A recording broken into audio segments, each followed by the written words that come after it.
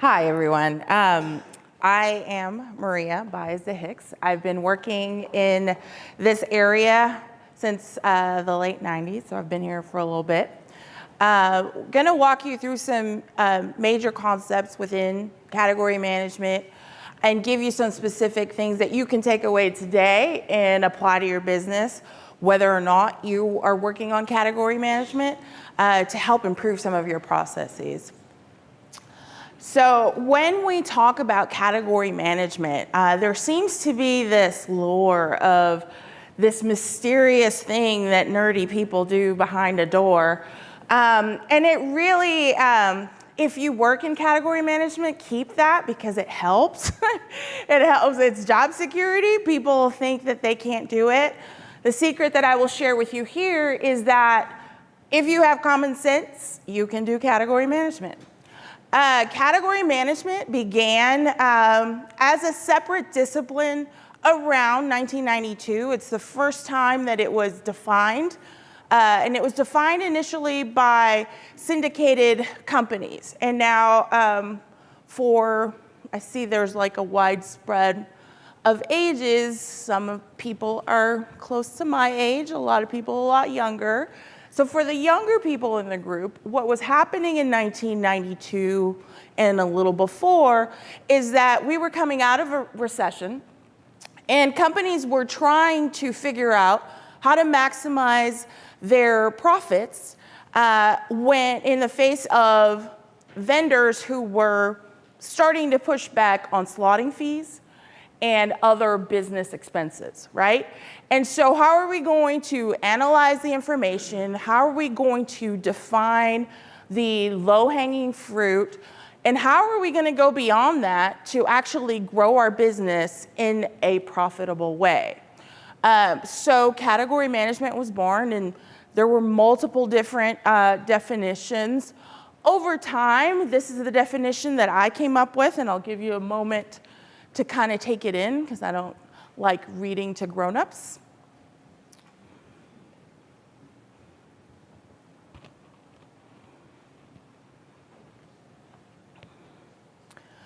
So when you look at this definition, there's growth, there's manage, there's combine. What I would tell people, kind of a shorthand, is category management is taking sales data and combining it with demographic information, behavioral information, and other decisions that go around why people buy things. Determining why people buy things and then deciding what levers you can pull to make them buy more. That's all it is, okay? And I say that's all it is. It's not like jumping in a pool, but that's essentially all it is. We're not curing cancer, and we're not sending a spaceship out to the moon. It is seeing what is already available in the data. It is grasping the common things of life, right? So when you go to the store, you make a habit of making decisions without thinking about it. People in category management actually take a moment to say, why did people do this and not that? And if I want them to do that, how can I get them to do that? We use data to do that. We use focus groups to do that. We use different sources of primary and secondary and syndicated information along with POS to do it. Why don't you want to just use POS? POS tells you what already happened. So if you only do what the POS tells you, you're going to repeat what already happened, right? If you want to do something different in the future, if you want to grow into the future, you've got to know what caused that. Did you like what happened?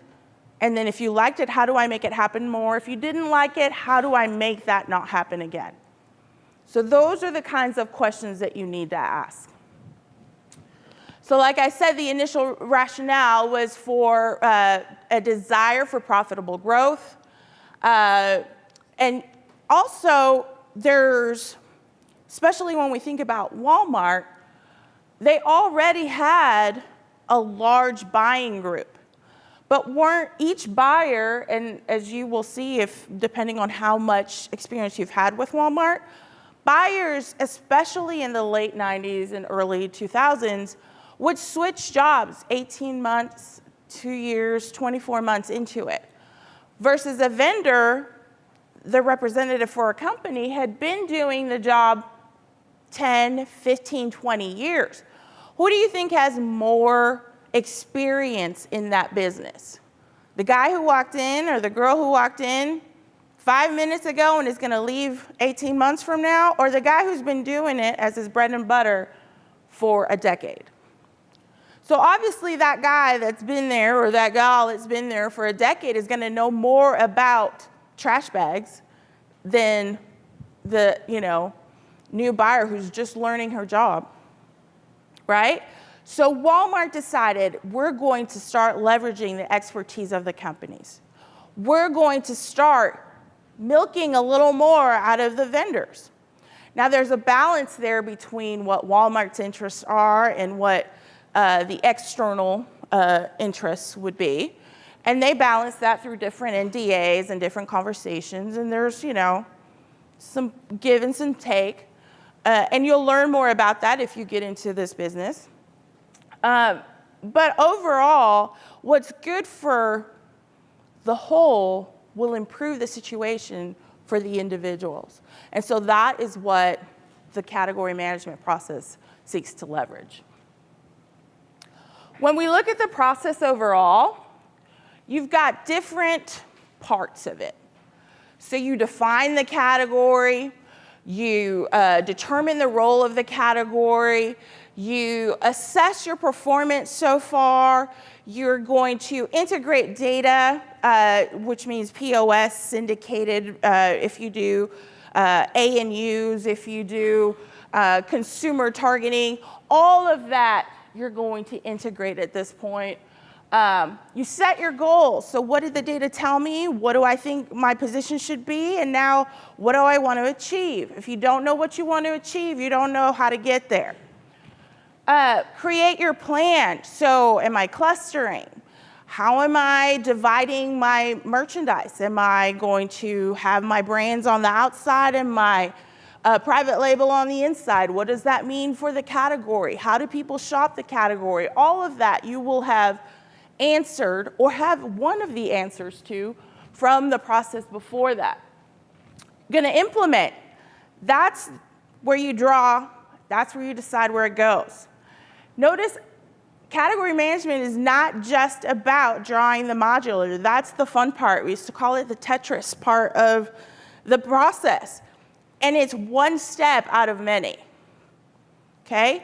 It's the culmination of all of the analysis and all of the thought and all of the planning that goes into the process. And then you review. After you implement, after it's into the stores, then you decide, you start to measure. And you decide, did these things that I changed about what was going on in the merchandising, did they work? Aside is, the implementation is not just the modular. The implementation also involves a comprehensive plan that includes what's the pricing structure going to be, what's the promotional structure going to be, because all of that has an effect on whether or not you achieve your goals, okay? Now, some people will put 1, 2, 3, 4, 5 on this and tell you it starts here, it ends here. I don't do that because I know when you walk into the door, there could already be some of these steps going. And just because you reach the end doesn't mean you're not going to keep going. That's why it's a circle. It's a constant cycle. You're always doing, measuring, planning, doing, measuring, planning. It's constant. I'm going to talk to you a little bit about data presentation. And it's, when you look at what's on the board, this is how a lot of times people present their information. It's in a box, right? Versus this. That's the same data. So you have that, or you have this. So when you look at that, can you tell me off the top of your head which category grew and which category didn't? Do you know it from the box or do you know it from the picture? Pictures are better for presenting data, especially big gobs of crazy data that you're going to deal with, okay? All the time. People keep pictures in their head more than numbers. They relate to them more. Use pictures. Okay, I'm going to share a few best practices just for when you go forward, and these you can use regardless of your business, right? Something you'll learn is that working in this environment, it has to be cooperative. You cannot just be an island onto yourself. You have to leverage other people. If you're sales, if you're replenishment, you have to know what everyone else is doing. Build a calendar. Know what your part is in the task. Know what other people's parts are in the task. When you build your calendar, give yourself enough lead time, especially if you're giving someone else a deadline. Don't give them the day that you have to turn it in. Give them a day that will give you time to process the information they give you and then be able to put it forward. Don't let someone else make you miss your deadline. Okay? And then again, it's not just about the modular drawing. It's about the process. It's about answering the questions that the data leads you to. Okay? Don't just walk in saying, I'm going to do this. Let the data talk to you. Let it tell you what you're supposed to do. And that's all I have for today. Any quick questions? I think I have like 1 or 2 minutes. Yes? Yes, some of it too is thinking in the mindset of a buyer too. So Yes. like when you say look at your category, evaluate, I'm sure you also need to think about the category, what size that category is in their whole picture of categories. Yes. Right? Yes. So the importance and how quickly a buyer meets with you depends on how big the plate is on their desk. Doesn't mean that it is not the biggest thing for you. So because it is the biggest thing for you, you're going to take care of it like it is the biggest thing for you. And so then when they want to meet with you, if they give you 30 minutes or 2 hours, you will be ready because it's the most important thing to you. And that's why they want you in the room. Any other questions? Thank you. Have a good day.